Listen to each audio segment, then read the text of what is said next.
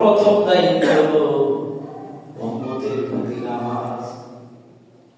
আজকে উম্মত নামাজ পড়ে না, ঠিকই না বলে নবী উম্মত বলে দাবি করে নামাজ আদায় করে না।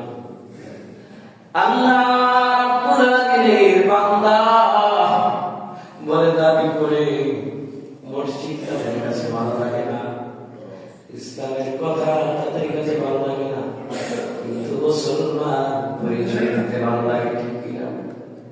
আমি যদি আপনাকে বলি ভাই আপনি মুসলমান না, আপনি না হয়ে যাবেন আমার প্রতি। আরেকজন যদি বলি ভাই আপনি মুসলমান না হয়ে যাবেন, জড়াও হয়ে যাবেন।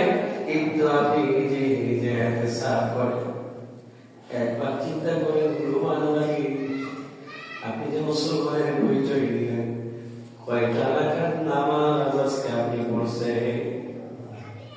আমার ভাইরা প্রতিনিয়ত আমরা নামাজের গুরুত্ব নিয়ে ওয়াজ করি। নামাজের গুরুত্বের শেষ নাই, নামাজের গুরুত্বের শেষ নাই।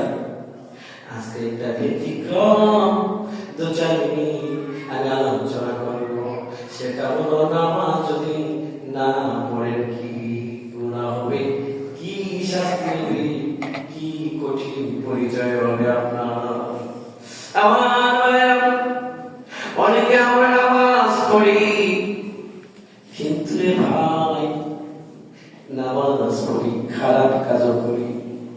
নামাজ পড়ি মাকেও কষ্ট দেই, বাবাকেও কষ্ট দেই। নামাজি ব্যক্তি তো নামাজ পড়ি, আমরা বড়দেরকে ছোটরা রেসপেক্ট করি না।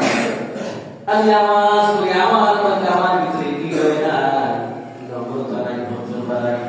এই নামাজের কোনো দাম নাই, ঠিক কিনা বলে? আমার নামাজের মতো নামাজি নেই। নামাজ আমাদেরকে শিক্ষা দেয় বিনয় নম্রতা, নামাজ আমাদেরকে শিক্ষা দেয় একতা, নামাজ আমাদেরকে শিক্ষা দেয় বড়দেরকে সম্মান করা। কেমনে বলবেন? আপনি যখন আমি যখন আল্লাহু আকবার বলি, আপনি ডিসিপ্লিনের সাথে আপনি আল্লাহু আকবার বলেন। আপনি যখন সামি আল্লাহু লিমান বলি, আপনিও রব্বানা লাকাল হামদ বলে উঠে না। আমি যা করি আপনি তাই করেন, আমি যেটা করি সেটা যদি আপনি না করেন নামাজ হবে না, নামাজ হবে না। ইমামকে ফলো করা লাগবে, প্রতিটা করে নামাজ শিক্ষা দেয়। মসজিদে যেমনি ইমাম সাহেবকে মানো, ঘরের ভিতরেও তেমনি তোমার নেতাকে মানো।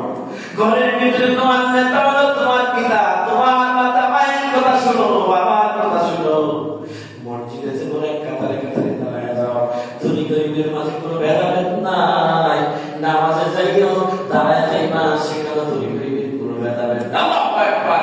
ঠিক তেমনি সমাজের প্রতিটা ক্ষেত্রে সবাইকে বললাম করা লাগবে, নিজে অহংকার করে বসে থাকা যাবে না। আমার ভাইরা নামাজ সামাজিক গুরুত্ব, আমাদের সামাজিক গুরুত্ব আছে, ধর্মীয় গুরুত্ব আছে, নামাজে পরকালীন গুরুত্ব আছে, দুনিয়াবী গুরুত্ব আছে। বিভিন্ন ধরনের সিস্টেম আমাদের ভিতরে ঢুকে আছে।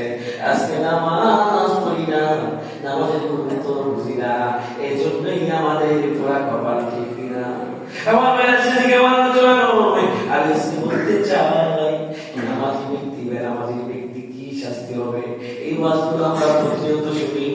আমার ভাইরা আজকে আমি নোট করেছি হাদিস থেকে পড়ে আমি নোট করেছি বেনামাজি দুনিয়াতে বেনামাজি 6টা কষ্ট পাবে। কয়টা কষ্ট পাবে?